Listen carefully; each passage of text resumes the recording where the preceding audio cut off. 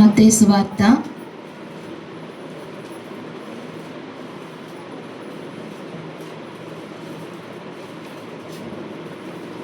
మత్తయి సువార్త 8వ అధ్యాయము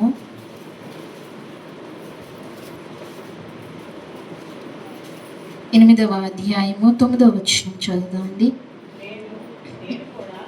అమ్మా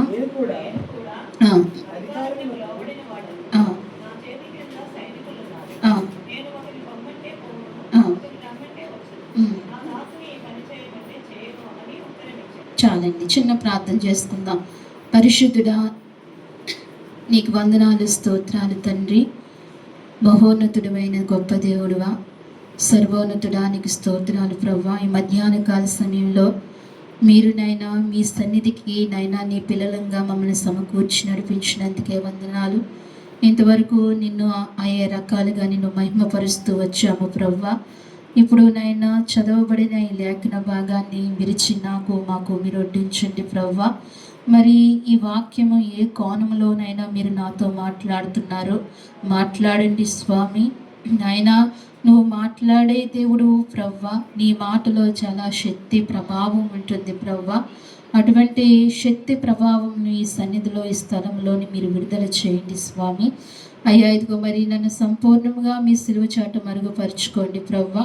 బలహీనరాల్ని, జ్ఞానహీనరాల్ని ప్రవ్వా, నీవే నీ సిలువ చాటు నన్ను బలపరుచుకుని నీ ఆత్మతో నింపి కొలతలేని ఆత్మతో మీరు నడిపించమని మీ సన్నిధిలో ప్రార్థిస్తున్నాం తండ్రి. అయ్యా, నీ మాటకు నైనా మేము చోటిచ్చి ప్రవ్వా, నువ్వు నైనా ధారాళముగా మాట్లాడటానికి తండ్రి మేము ఇష్టపడే మనసు మాకు అనుగ్రహించి మమ్మల్ని అందరినీ కూడా దీవించి పంపించమని ఈ వాక్య భాగాన్ని నీ దయగల హస్తాలకు అప్పగించుకుంటూ స్తుతించి ప్రార్థించి ప్రభువైన నామంలో, యేసుక్రీస్తు వారి నామంలో అడిగి వేడుకుంటున్నాము తండ్రి. మరి చదవబడిన ఈ వాక్యంలో నుండి ఇక్కడ ఒక వ్యక్తి కూడా మనకు కనిపిస్తూ ఉంటారు. అయితే గొప్ప విశ్వాసము యొక్క లక్షణములు, గొప్ప విశ్వాసి యొక్క లక్షణములు కలిగిన వారంగా మనం ఒక మాట చూద్దాం అంశంలో. అయితే ఈ మాటలో ఇక్కడ చదవబడిన వాక్యంలో మత్తయి సువార్త 8వ అధ్యాయం 9వ వచనంలో నేను కూడా అధికారమునకు లోబడిన వాడును, నా చేతి కింద సైనికులున్నారు. నేను ఒకని పొమ్మంటే పోవును, ఒకని రమ్మంటే వచ్చును. నా దాసుని ఈ పని చేయనట్లు చేయును అని ఉత్తరం ఇచ్చాను. చాలండి. యేసు ప్రభు దగ్గరికి అంటే ఒక అధికారి వచ్చారు. ఎవరు వచ్చారు? ఒక అధికారి, శతాధిపతి వచ్చారు. ఆయన వచ్చి, శతాధిపతి వచ్చి ఆయన అవసరానికి రాలేదు, కానీ ఎవరి అవసరానికి వచ్చాడండి? తన దగ్గర పనిచేసే ఒక దాసుని కోసం యేసయ్య దగ్గరకు వచ్చారన్నమాట. అంటే ఆ శతాధిపతికి ఎంత మంచి మనసు ఉందో ఈ విషయంలో మనం గమనించవచ్చు. నా చేతి కింద ఉన్న పనివాడు ఏమైతే ఏంట్లే అని ఊరుకోవాల. తన ఏదో స్వస్థపరిచినప్పుడు వచ్చి నా చేతి కింద పని చేస్తాడే, తను తప్పితే ఇంకొకడు పెట్టుకోవచ్చులే అని అనుకోవాల. తన క్షేమం కోరుకున్నాడు, తన స్వస్థపరచబడాలని కోరుకున్నాడు. అయితే తను డబ్బు ఇచ్చి వేరే హాస్పిటల్కి కానీ వైద్యానికి కానీ పంపించవచ్చు. కానీ ఆ శతాధిపతి తగ్గించుకునండి ఎవరి దగ్గరకు వచ్చాడండి? యేసయ్య దగ్గరకు వచ్చాడు. ఆ నోట ఆయన ఉన్నారు. ఎందుకంటే యేసు ప్రభు వారు చాలా కార్యాలు చేశారని మన అందరికీ తెలుసు కదండి. మనం చిన్నప్పటి నుంచి వింటున్న విషయమే. ఆయన ఎన్నో స్వస్థతలు చేస్తూ వచ్చారని. నిజంగా ఆయన చేసే దేవుడు కాబట్టి ఆయన చేస్తూ వచ్చారు. ఏదైనా ఆయన సన్నిధిలో ఆయన ఏదైనా తీర్చగలడని గొప్ప నమ్మకము మనుషులలో ఉండాలండి. ఉన్నప్పుడు ఆయన ఏ సమస్య అయినా తీర్చగలడు. అయితే ఈ అధికారి వచ్చి అంటున్నాడు, దేవా, నా పనివాడు రోగి అయి ఉన్నాడు, వాడిని స్వస్థపరచమని ఒక ఆజ్ఞ ఇవ్వయ్యా. అయితే నేను కూడా ఒక అధికారంలోనే ఉన్నాను, నాకు కూడా ఈ సమాజంలో ఒక పేరు ఉంది. నేను పొమ్మంటే వెళ్ళిపోతారు, రమ్మంటే వస్తారు, అలాంటి అధికారంలో నేనున్నాను. కానీ నీ సన్నిధికి వచ్చి నేను నీ దగ్గరికి, నీ పాదాల దగ్గరకు వచ్చి మీరు ఏది చెప్తే అది చేస్తాను. మీరు నా ఇంటికి రావడానికి కూడా నేను అర్హుణ్ణి కాదని. ఎంత తగ్గించుకున్నాడో చూడండి. ఆయన ఎంత తగ్గించుకున్నాడో. మనం దేవుని సన్నిధిలో అంతగా తగ్గించుకుంటే గనక దేవుడు అంత మహోన్నతమైన కృప మనకు అనుగ్రహిస్తాడు. ఎవరమైనా ఎక్కడికి వంగిపోవాలండి? దేవుడి నేల మట్టుకు వంగిపోవాలి. ఎందుకంటే ఆయన సింహాసనాసీనుడు. ఆయన సింహాసనం ఎక్కడుంది? ఆకాశం మీద ఉంది. ఆయన పాదాలు ఎక్కడున్నాయి? భూమి మీద ఉన్నాయి. ఆయన నేల మట్టుకు మనం వంగినప్పుడండి ఆయన కరుణా సంపన్నుడు, మనల్ని కరుణిస్తాడు. అంటే మన హృదయము ఆయన పాదాల దగ్గర ఉండాలి, నేల మట్టుకు మనం వంగిపోవాలి.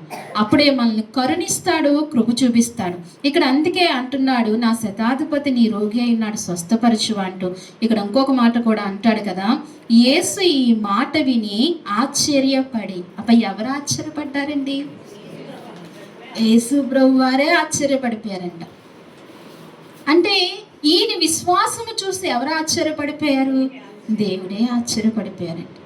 అంటే ఎంత విశ్వాసం ఈయనలో ఉందో చూడండి, ఈ అధికారంలో ఉంది. నేడు ఈ మధ్యాహ్న కాల సమయంలో ఈ సహవాసంలో అంతటి విశ్వాసము మనకు కూడా కలగాలని దేవుని నామానికి మహిమ చెల్లిస్తున్నాను. ఎంతటి విశ్వాసం అండి! ఆ వ్యక్తికి ఉన్న అంటే దేవుణ్ణే ఆశ్చర్యపరిచిన అంత విశ్వాసము ఆ వ్యక్తికి కలిగింది. నా జీవితంలో కూడానండి అంత విశ్వాసము మనం పెంచుకోవాలి. గొప్ప విశ్వాసము యొక్క లక్షణం ఇది. గొప్ప విశ్వాసం యొక్క లక్షణం. ఈ అధికారి తగ్గిపోయాడు, తగ్గించుకున్నాడు, దేవుని సన్నిధికి వచ్చాడు. అంతేకాదు ఆయన విశ్వాసమును బట్టి దేవుడే ఆశ్చర్యపడినట్లుగా అంత విశ్వాసము చూపించాడు. మరి మీరు నేను కూడా అంతకంటే ఎక్కువ విశ్వాసం చూపించాలి. ఎందుకంటే ఆ అధికారి తన దగ్గర పనిచేసే వాని గురించే ఇంతటి విశ్వాసం చూపిస్తే, మరి ఈరోజు మన పరిస్థితుల గురించి ఇంకెంత విశ్వాసం చూపించాలండి? ఓ మాట ఆలోచిద్దాం. ఎవరి నొప్పి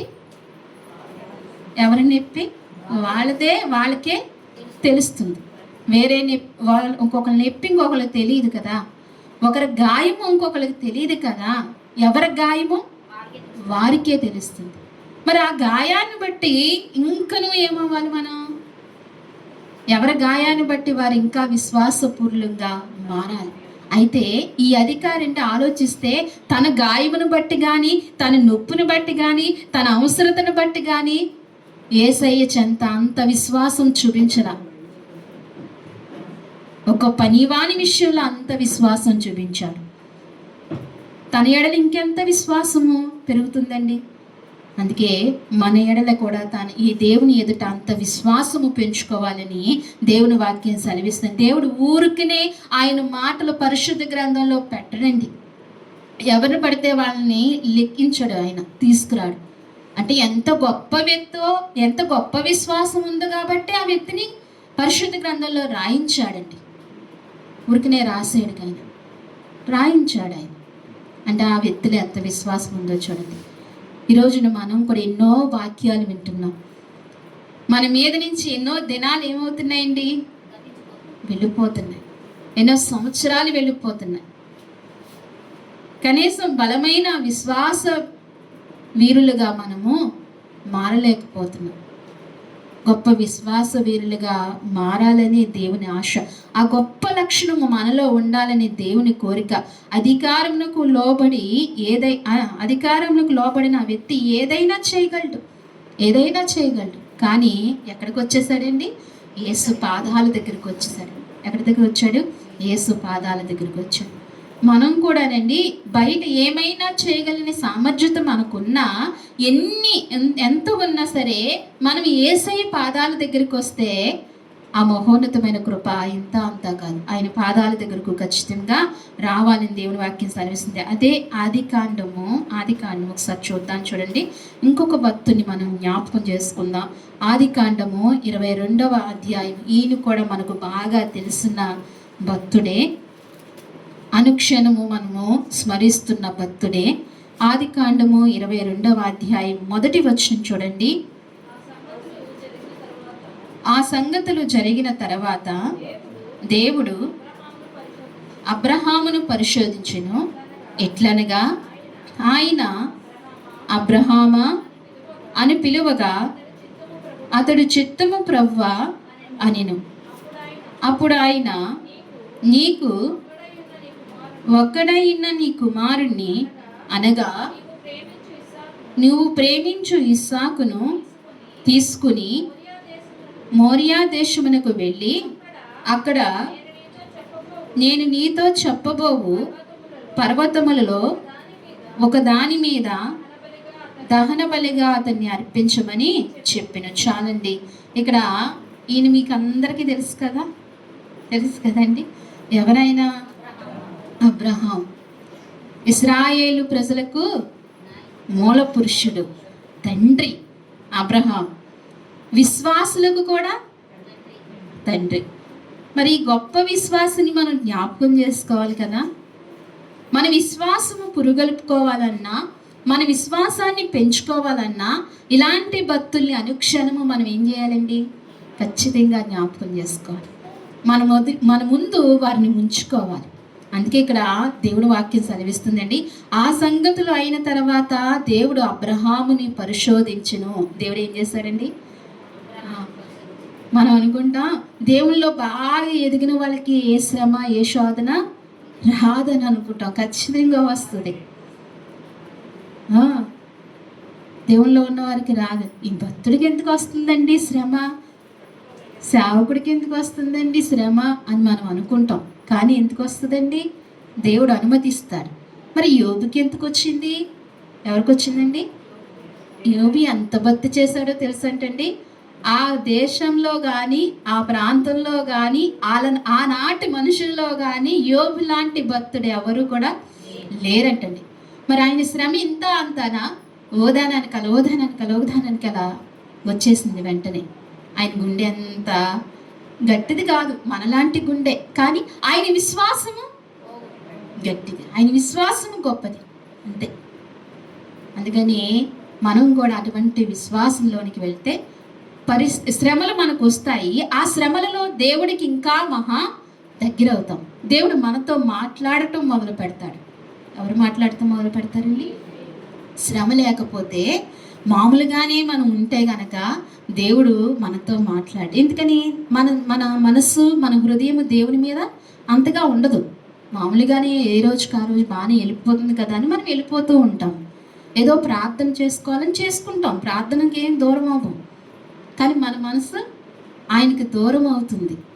మనం మామూలుగా ఉన్నప్పుడు మన మనసు ఆయనకి దూరం అవుతుంది. అప్పుడు ఆయన ఏం మాట్లాడతారు? మనసు మాట్లాడుకోవాలంటే ఏం కలవాలండి? మనసు కలవాలి. కలవకపోతే హాయ్ అనుకుంటాం, అంతే, అంతవరకే.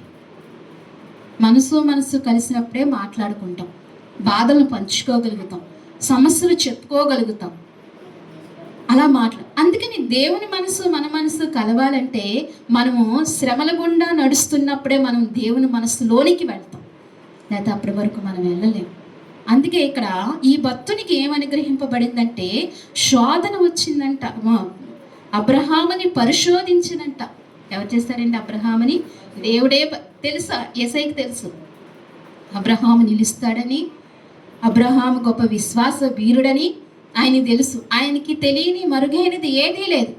కానీ యుగాంతమందు నా వాళ్ళకి దేవుడు కలిగజేసినవి దుష్టాంతమందు మనకు బుద్ధి చెప్పడానికి కొన్ని విషయాలు దేవుడు అలా నడిపించాడు. కొన్ని రానున్న తరంలోనికి జనాలు మన పిల్లలు నేర్చుకోవడానికి కూడా మనకు కొన్ని శ్రమలు శోధనలు అన్నిటిని కూడా దేవుడు రప్పిస్తూ ఉంటాడండి. అయితే ఇక్కడ పరిశోధించిన ఎట్లనగా ఆయన అబ్రహామా అని పిలువగా ఏమని పిలిచాడండి? ఎంత ధన్యుడండి అబ్రహాము! ఏం పెట్టి పిలిచాడు? ఎన్నిసార్లు పిలిచాడు అబ్రహాంని? అబ్రహామా అని పిలిచాడు. ఒకసారి మీరు ఒక మాట చెప్పగలుగుతారా? అందరూ చెప్తారా? చాలా తల్లులు ఉన్నారు, చెప్తారు. దేవుడు ఎవరినెవరిని పిలిచాడండి? పేరు పెట్టి చెప్పండి ఒకసారి.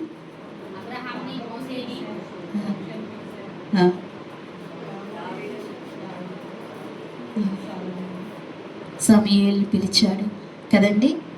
ఆయన పిలవటం మాటలా. ఒక గొప్ప సేవకుడు లేకపోతే మన ఆత్మీయ తండ్రి ప్రసంగిస్తున్నప్పుడు మన పేరెత్తితే మనకి ఎంత ఆనందం కలుగుతుంది. అలాంటిది దేవుడే పిలిచాడు. అబ్రహాము అని పిలిచాడు, సమూయేలు అని పిలిచాడు, మోషే అని పిలిచాడు. ఆ యాకోబు అని పిలిచాడు. ఇలాగ కొంతమంది భక్తుల్ని పిలుస్తూ వచ్చాడు ఆయన. ఆయన పిలిచాడంటే అంత దమ్మిలో చూడండి, అంటే వీళ్ళ విశ్వాసం ఎంత గొప్పదో చూడండి. అందుకే ఇక్కడ అంటున్నాడు, ఏమంటున్నాడంటే అబ్రహామా అని పిలవగా ఆయన అంటున్నాడు చిత్తము ప్రభువా నేను. మంచి గొప్ప విశ్వాస వీరులండి దేవునికి చిత్తము ప్రభువా అని వారి తల వంచారు. ఆయన పిలుపును నిర్లక్ష్యపరచలేదు, ఆయన పిలుపును త్రోసివేయలేదు. సమూయేలును పిలుస్తున్నప్పుడండి బాలుడు గ్రహించలేకపోయాడు, అయినా విధేయుడయ్యాడు. పిలిచిన ప్రతిసారి ఏమన్నాడు, నీ దాసుని ఆలకించుచున్నాను, నేనున్నానని ఎంత వినయంతో పలికాడు. అసలు ఆ సమయంలో ఆకతాయితనము కదా, ఏం చెప్పినా అర్థం చేసుకునే మనసు ఉండదు, కూర్చోబెట్టి చెప్పినా నేర్చుకునే మనసు లేదు. ఈరోజు పిల్లలు విధేయత చూపట్లేదే ఈ రోజుల్లో. మరి ఆ రోజుల్లో తల్లిదండ్రుల దగ్గర పెరగలేదు. ఎవరు? సమూయేలు తల్లిదండ్రుల దగ్గర పెరగల. ఆమె అన్న నిర్ణయం తీసుకుంది దేవాలయంలో, దేవా నీవు నాకు ఇస్తే, నా మీద నేను నిందను తొలగిస్తే గనక నేను నాకు ఇచ్చిన కుమారుని నీకు అప్పగిస్తానంది. లేక పుట్టినా సరే ఏం చేసిందండి, దేవునికి ఇచ్చిన మాట ప్రకారంగా దేవాలయంలో మరలా కుమారుని అప్పగించింది. పాలు విడవగానే, అంటే ఇంచుమించు 5-6 సంవత్సరాలలోనే దేవునికి ఏం చేసిందండి, అప్పగించి. అప్పటి నుంచి సమూయేలు ఎవరి దగ్గర పెరుగుతూ వచ్చాడు, ఏలియా దగ్గర పెరుగుతూనే వచ్చాడు. తన దినచర్య అంతా ఏంటంటే ఆ ప్రత్యక్ష గుడారం అక్కడ పని చేయటమే, ఆ సామాన్లు తోమటం, ఏలీ చెప్పింది చేయటం, దీపం మారకుండా నూనె పోయటం, ఇవే తన దినచర్య. ఏలీకు బాగా లోబడిపోయాడు. ఆ దినాలలో దేవుని మాట అరుదైపోయింది. దేవుడు ఏలియా మీద కోపగించుకుని ఏలియాతో కూడా ఏం చేయట్లేదండి, దేవుడు మాట్లాడలేదు.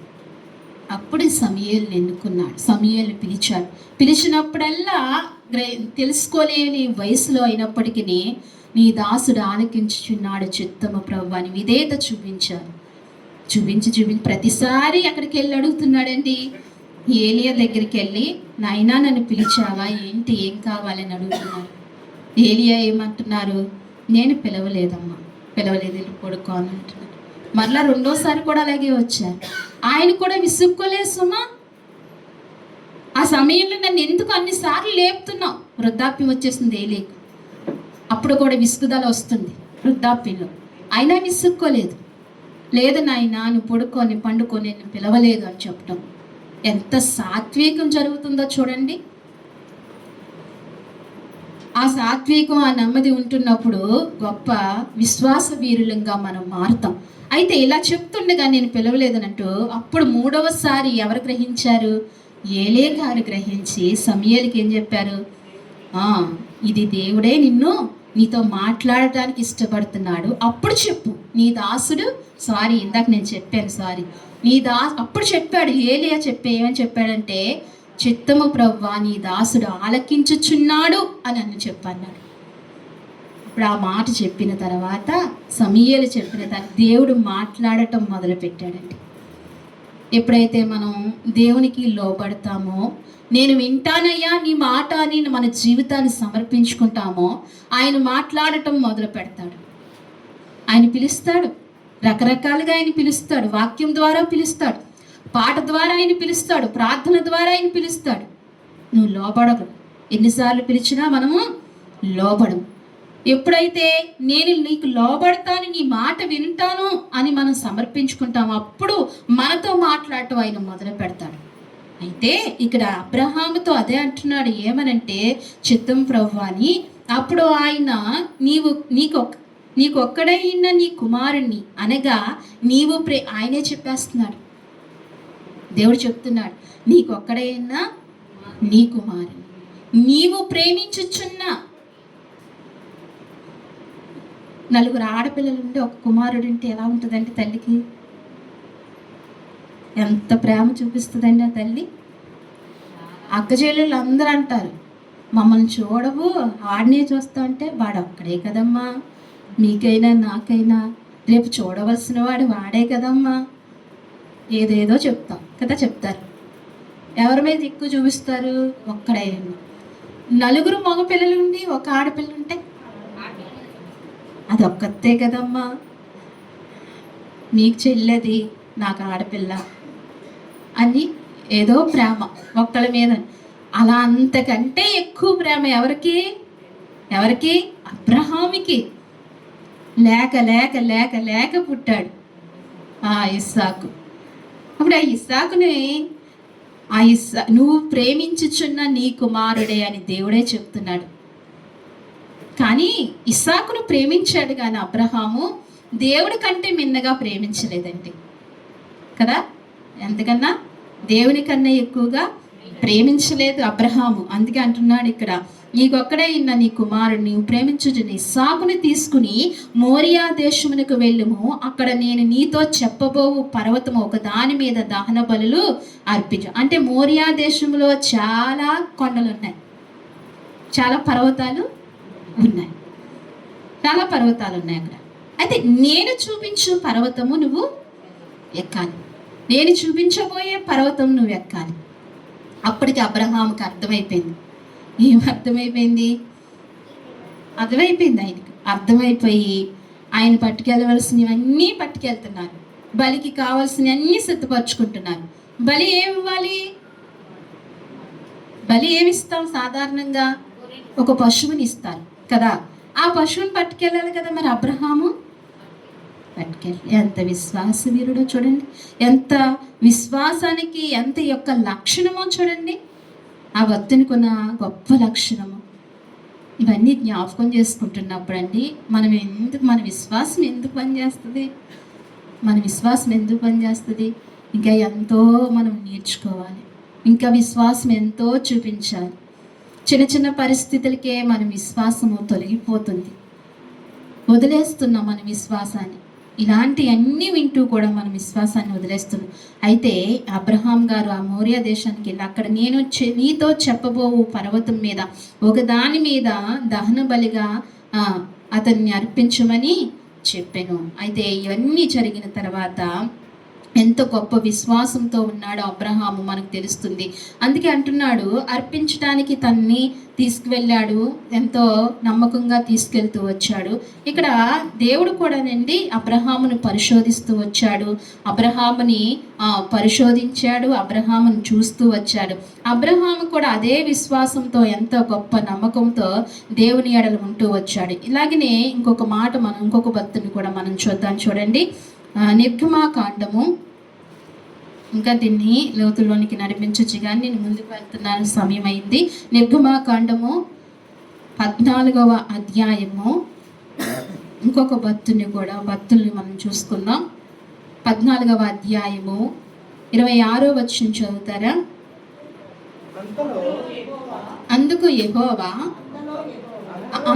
యెహోవా మోషేతో ఐగుప్తీయుల మీదకి, వారి రథముల మీదకి, వారి రౌతుల మీదకి నీళ్లు తిరిగి వచ్చినట్లు సముద్రం మీద నీ చెయ్యి చాపమనెను. మోషే సముద్రము మీద తన చెయ్యి చాపగా పొద్దు పొడిచినప్పుడు సముద్రము అధిక బలముతో తిరిగి పొర్లిన గనుక ఐగుప్తీయులు అది చూచి వెనుకకు పారిపోయేరి. అప్పుడు యెహోవా సముద్రం మధ్యను ఐగుప్తీయులు నాశనము చేసిన. చాలండి, ఇక్కడ ఇంకొక గొప్ప యొక్క విశ్వాసి మనకు కనిపిస్తున్నారు. ఆయన ఎవరు? మోషే.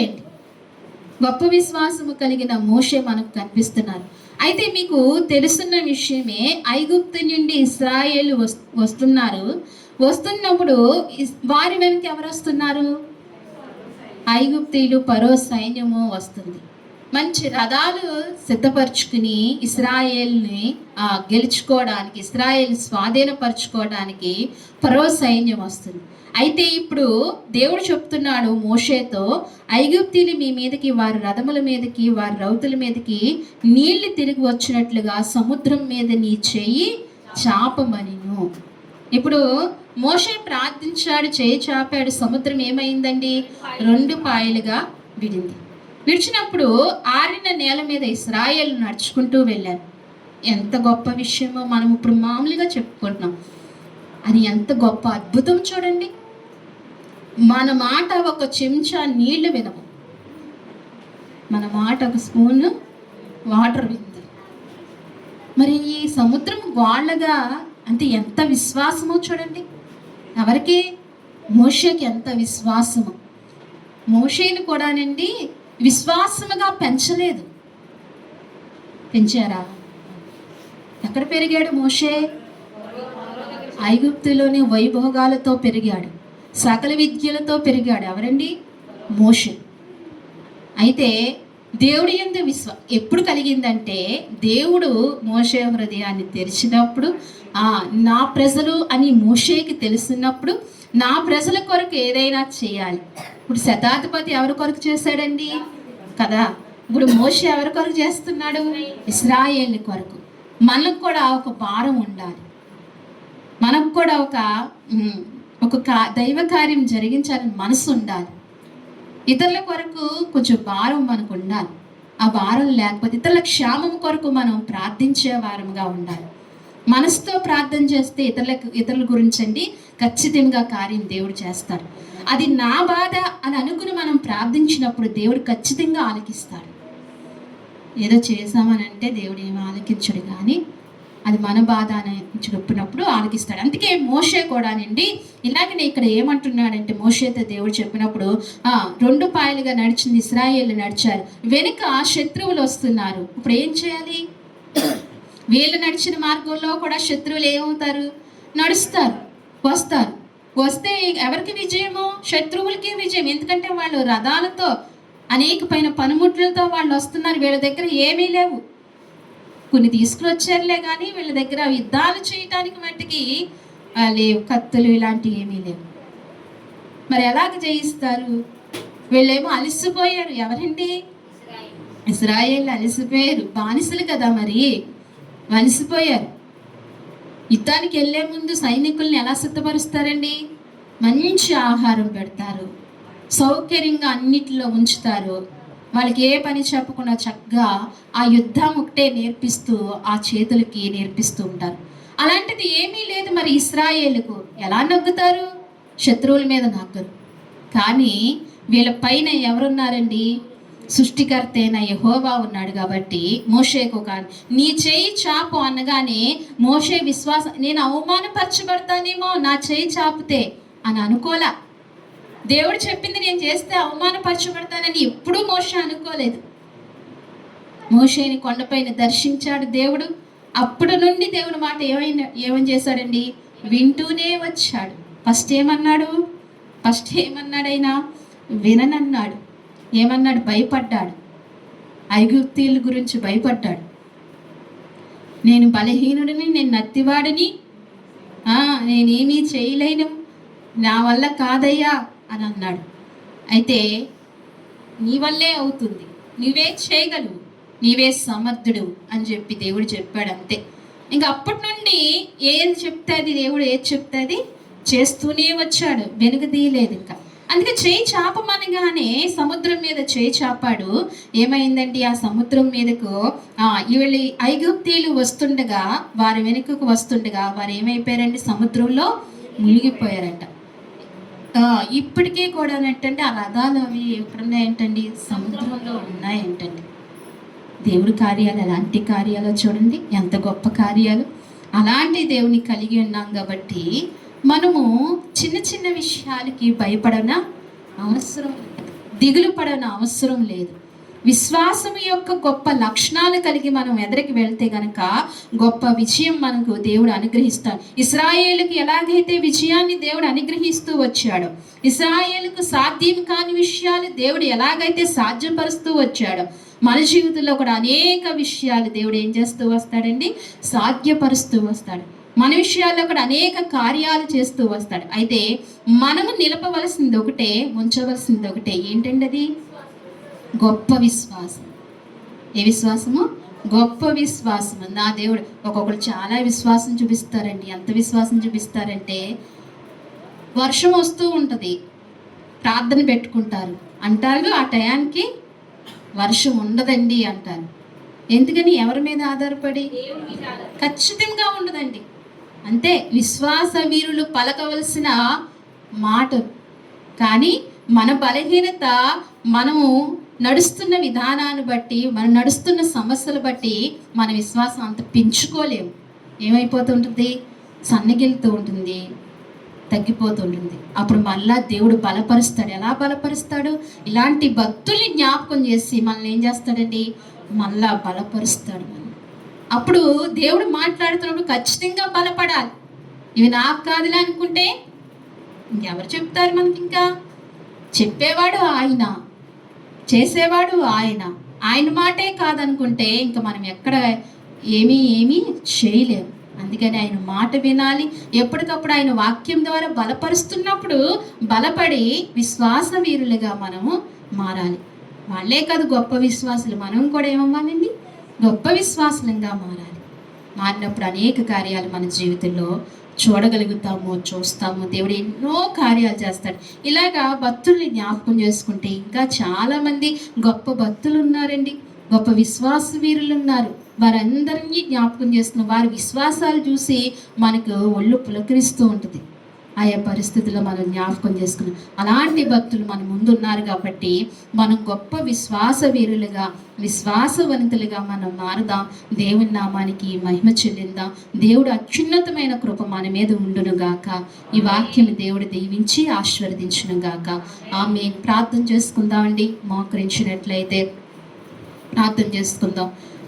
కొద్ది మాటలే విన్నవి, కొద్ది మాటలైనప్పటికీ 2 మాటలైనా నీ హృదయంలో స్థిరముగా నిలబడితే దేవుడు ఉన్నతమైన కార్యాలు మన పట్ల చేస్తాడు. విస్తారమైన వాక్యం విన్న తర్వాత నీ హృదయంలో ఒక మాట కూడా నిలవకపోతే దేవుడి కార్యం జరగదు. కానీ విన్న ఒక్క మాట అయినా, కొద్ది మాట అయినా నీ హృదయంలో నిలుపుకుంటే గనక దేవుడు అద్భుతము నీ జీవితంలో చేయగలడు. మహోన్నతమైన కృప దేవుడు చేయగలడు. గొప్ప విశ్వాసిగా మారాలని దేవుడు ఆశపడుతున్నాడు. ఈ మధ్యాహ్న కాల సమయంలో ఎలాంటి పరిస్థితుల్లో, ఎట్టి స్థితిలో నీ విశ్వాసాన్ని వదలొద్దని దేవుడు మరొకసారి జ్ఞాపకం చేస్తున్నాడు.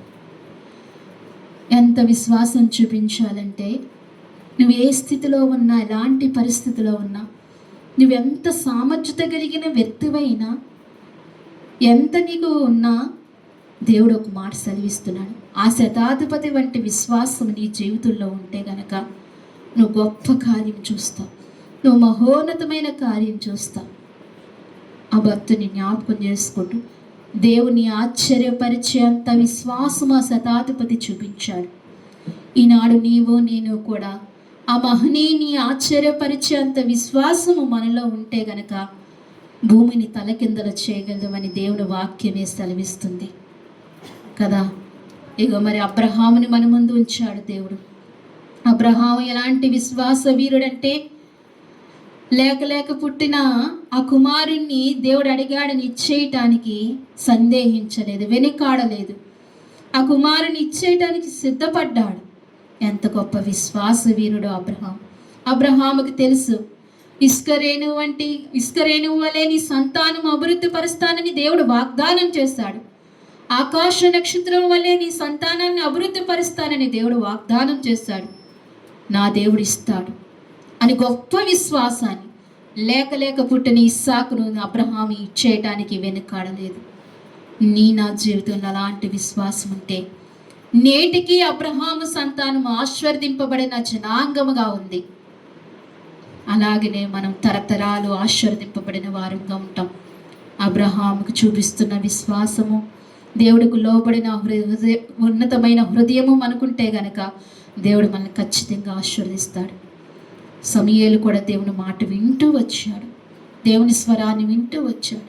ఈనాడు నీతో నాతో మాట్లాడుతున్న దేవుని స్వరాన్ని వినాలి. అనేక మార్లు వాక్యం ద్వారా దేవుడు మాట్లాడుతున్నాడు. నిన్ను నన్ను విడిచిపెట్టలేదు. భూలోకపు తండ్రి తల్లి విడిచిపెట్టిన పరమ తండ్రి ఏనాడు విడిచిపెట్టలేదు.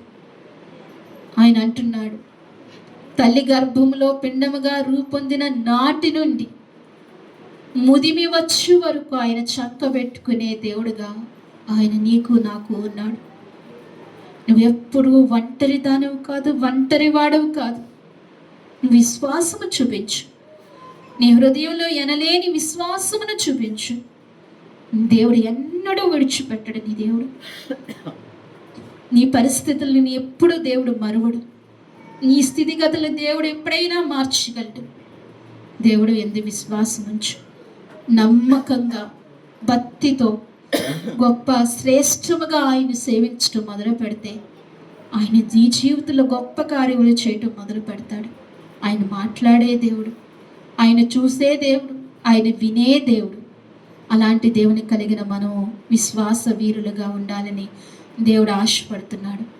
నీ విశ్వాసాన్ని నీవే చాటించుకో, నీ విశ్వాసాన్ని నీవే ఒకసారి కనుపరుచుకో. దేవుడు అంతగానో నిన్ను బలపరుస్తాడు. అలాగే మోషేను కూడా విశ్వాస వీరుడిగానే మన ముందు ఉంచాడు. ఎంత విశ్వాస వీరుడంటే సముద్రాన్ని 2 పాయలు చేయగలిగిన అంత విశ్వాస వీరుడు మోషే. సముద్రం వంటి శ్రమలు నీ జీవితంలో ఉంటున్నా అవి 2 పాయలుగా చేయగలడు దేవుడు. మోషే వంటి విశ్వాసమును చూపిస్తే గనక శత్రువులు, ఐగుప్తు శత్రువులని వెనుక వస్తున్నారు. మోషే విశ్వాసము చూపించాడు. నువ్వు అనేకమైన శత్రువులతో నువ్వు వెంటాడబడుతున్నప్పటికీ నువ్వు విశ్వాసం చూపిస్తే గనక నీ శత్రువులు పతనం అవుతారు, ముంచివేయబడతారు. దేవుడి యందు విశ్వాసం ఉంచాలి. అమ్మా, ఇలాంటి భక్తులు ఎంతో మంది ఉన్నారు. మనం వారిని జ్ఞాపకం చేసుకుంటూ మనం విశ్వాస వీరులుగా, విశ్వాసవంతులుగా ఈ భూలోకంలో మనం జీవించినప్పుడు నిత్యత్వంలో యేసయ్య పక్కన మనం చేర్చగలుగుతాం. అటువంటి విశ్వాసం మనం చూపిద్దాం. విశ్వాసాన్ని వదలొద్దు, విడద్దు. ప్రార్థన చేసుకుందాం. విన్న వాక్యాన్ని బట్టి మన మధ్యన తల్లి చిన్న ప్రార్థనలో నడిపిస్తారు. స్తోత్రం ప్రభా. 11 గంటలకు ఆదివారం ఆరాధన, శుక్రవారం ఉపవాస పూరిక, 12 ప్రార్థనకి. ఏమైనా ప్రార్థన అవసరతలు ఉంటే మాకు తెలియచేయండి.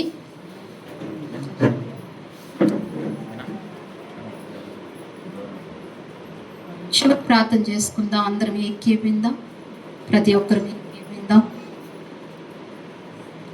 మహాపరిశుద్ధమైన ప్రేమగల తండ్రి, మహాగణుడ, మహోన్నతుడ, మీ ఘనమైన ఉన్నతమైన పరిశుద్ధమైన నామానికి వందనాలు, స్తోత్రాలు ప్రభువా. గడిచిన వారం నుండి వారం వరకు మీ సజీవమైన రెక్కల చాటున మమ్మల్ని నాయన జ్ఞాపకం చేసుకున్నందుకే మీకు వందనాలు, స్తోత్రాలు ప్రభువా. ఇంతవరకు మొదటి ప్రార్థన నుండి ఈ చివరి ప్రార్థన వరకు మీ ఆత్మ సహాయము మాకు అందించి తండ్రి నడిపించిన విధానం కొరకే వందనాలు ప్రవ్వా. కొద్దిమందిగా మేము కూడుకుని ప్రవ్వా నిన్ను ఆరాధించాము ప్రవ్వా, నిన్ను నాయన ఘనపరిచాము ప్రవ్వా, నీ నామాన్ని కీర్తించాము ప్రవ్వా. నీవు మా జీవితంలో చేసిన నాయన ఉపకారములు జ్ఞాపకం చేసుకుంటూ తలపోసుకుంటూ నిన్ను ఆరాధిస్తూ వచ్చాము. అందుకే మీకు వందనాలు, స్తోత్రాలు. వచ్చిన నీ బిడ్డలు మీరు జ్ఞాపకం చేసుకోండి ప్రవ్వా. నీ బిడ్డలందరినీ మీరు దీవించండి, ఆశీర్వదించండి ప్రవ్వా. సమృద్ధిలోనికి మీరు నడిపించండి ప్రవ్వా. నాయన అయ్యా, ఇదిగో మరి సకలము సమకూర్చి జరిగించండి ప్రవ్వా. వారి జీవితాలలో తండ్రి ఏ అయితే ఆశపడుతున్నారో, ఏ అయితే కోరుకుంటున్నారో ప్రవ్వా, అయ్యా నీ చిత్తానుసారమైన కోరికలు వారి జీవితంలో నెరవేరటానికి సహాయం చేయమని మీ సన్నిధిలో ప్రార్థిస్తున్నాను ప్రవ్వా. ఇంతవరకు మీరు నాతో మాతో మాట్లాడుతూ వచ్చినందుకే వందనాలు ప్రవ్వా. మమ్మల్ని నైనా గొప్ప విశ్వాసులుగా చేయాలని మరొకసారి మీరు ఆశపడి మాతో మాట్లాడుతూ వచ్చారు స్వామి. భక్తుల్ని జ్ఞాపకం చేసుకుంటూ వచ్చారు ప్రవ్వా. మా మధ్యన శతాధిపతిని ఉంచారు ప్రవ్వా, మా మధ్యన అబ్రహామును ఉంచారు ప్రవ్వా, మోషేను ఉంచారు ప్రవ్వా. ఇలాగ ఇంకా ఎందరో భక్తులు ఉన్నారు ప్రవ్వా. ఈ వారం మాకు ఇంతమంది జ్ఞాపకం చేసుకుంటూ వచ్చారు ప్రవ్వా. వారి విశ్వాసాన్ని నైనా మరొకసారి మీరు నైనా మాకు చాటించినందుకు నీకు వందనాలు, స్తోత్రాలు. మరి మీరు నైనా మాట్లాడిన ఈ మాటల్లో మా హృదయంలో విశ్వాసాన్ని పెంచమని ప్రవ్వా. అయా మా బలహీనమైన సమయాల్లో ప్రవ్వా, అయా ఈ విశ్వాసాన్ని నైనా మేము నైనా ఉపయోగించుకునే కృప మాకు దయచేయమని మీ సన్నిధిలో ప్రార్థిస్తున్నాను ప్రవ్వా. విత్తబడిన ఈ విత్తనము ప్రవ్వా, అయా మంచి నేల మీద పడిన విత్తనాలుగా చేసి ప్రవ్వా నీరు కట్టి ఫలించి ఫలాభివృద్ధి చేయమని, అయా ఫలభరితమైన జీవితం మా అందరికీ అనుగ్రహించమని మీ సన్నిధిలో ప్రార్థిస్తున్నాను తండ్రి. అటువంటి వారి విశ్వాసం వంటి విశ్వాసము చూపిస్తే నాయన, అయ్యా ఇదిగోనైనా మేమన్నీ సాధించుకోగలము ప్రవ్వా. భూమిని తలకిందులే చేయగలరని నీ వాక్యం సెలవిస్తుంది ప్రవ్వా. అయా విశ్వాస వీరులు గొప్ప గొప్ప కార్యాలు చేస్తూ వచ్చారు ప్రవ్వా. మా జీవితాల్లో కూడా అటువంటి కృపను మీరు అనుగ్రహించమని మీ సన్నిధిలో ప్రార్థిస్తున్నాను ప్రవ్వా. అయ్యా ఇదిగో నీ బిడ్డలను మరొకసారి మీరు జ్ఞాపకం చేసుకోండి. అయ్యా సంఘ బిడ్డలకు నైనా ఆరోగ్యాలు దయచేయండి ప్రవ్వా. నీ ప్రియులకు నైనా బలం ఇవ్వండి, శక్తినివ్వండి తండ్రి.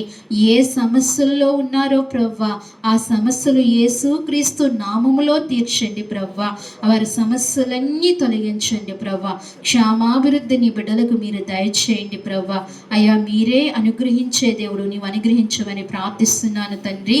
సహాయం చేయండి. పెద్దలు మొదలుకుని చిన్నల వరకు అందరినీ జ్ఞాపకం చేసుకోండి అయ్యా.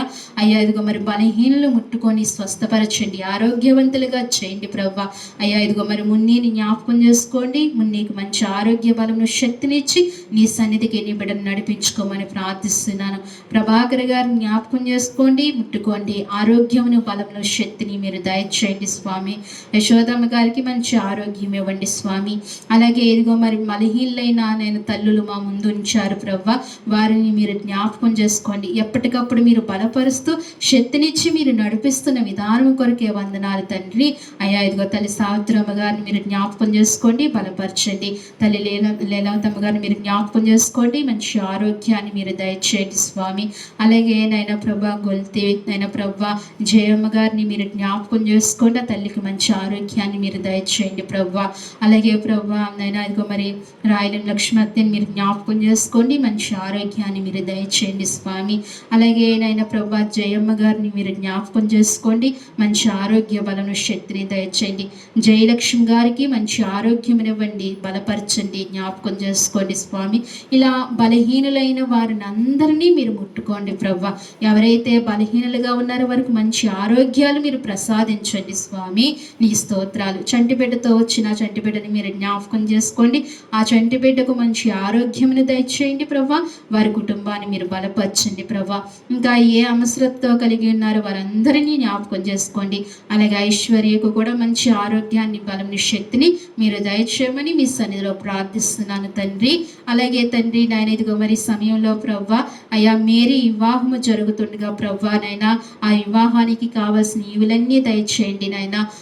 నైనా ఫంక్షన్ అంతట్లో కూడా మీరు తోడుగా ఉండండి. ఇరుపక్షాల నువ్వు సహాయం చేయండి. వెంకటలక్ష్మి గారి కుమారుడి వివాహాన్ని నైనా మేరీ వివాహాన్ని ఇద్దరిని జతపరుస్తున్నందుకు నీకు వందనాలు, స్తోత్రాలు చెల్లించుకుంటున్నాను. తోడుగా ఉండి అలాగే నైనా ఈ ప్రాంతాన్ని అంతటినీ మీరు జ్ఞాపకం చేసుకోండి.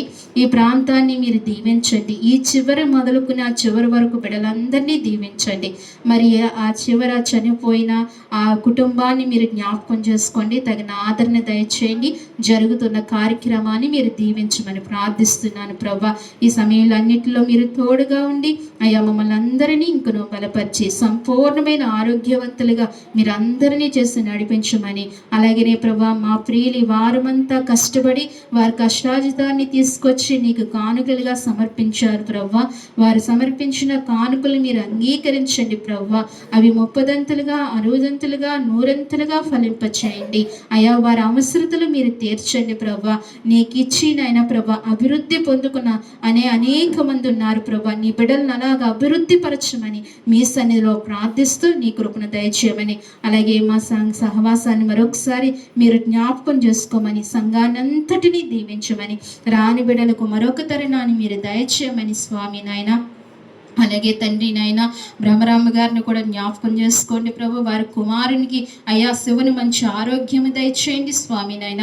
తన మనవను కూడా జ్ఞాపకం చేసుకోండి. మమ్మల్ని ప్రార్థనా సహాయం కోరుకున్న బిడ్డలందరినీ పేరు పేరున మీరు జ్ఞాపకం చేసుకోమని మీ సన్నిధిలో ప్రార్థిస్తూ ఈ వారము మమ్మల్ని దీవించండి, పంపించండి, ఆశీర్వదించండి ప్రభా.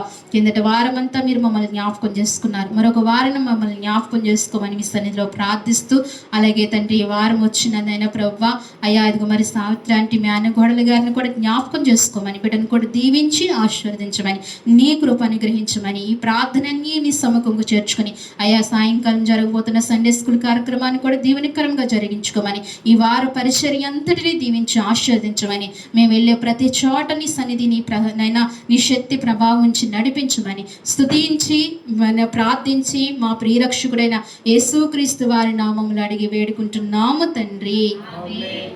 మన తండ్రి అయిన దేవుని ప్రేమయు, కుమారుడైన యేసుక్రీస్తు కృపయు, పరిశుద్ధాత్మ అన్య సహవాసము మనకు, మన కుటుంబాలకు, సార్వత్రిక సంఘముకు ఇప్పుడును ఎల్లప్పుడూ సదాకాలము దేవుడు తోడైండి నడిపించును గాక. ఆమేన్. యేసు రక్తమే ప్రవేశరత్న సంపూర్ణ విజయం కలుగును గాక. ఆమేన్, ఆమేన్, ఆమేన్.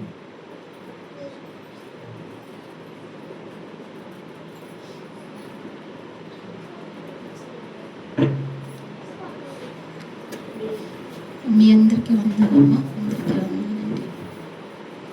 మరి అందరూ లక్ష్మి గారి ఇంటికి వెళ్దాం. మరి అందరూ సిద్ధపడారా? అందరూ వస్తున్నారా? అందరూ వెళ్దాం.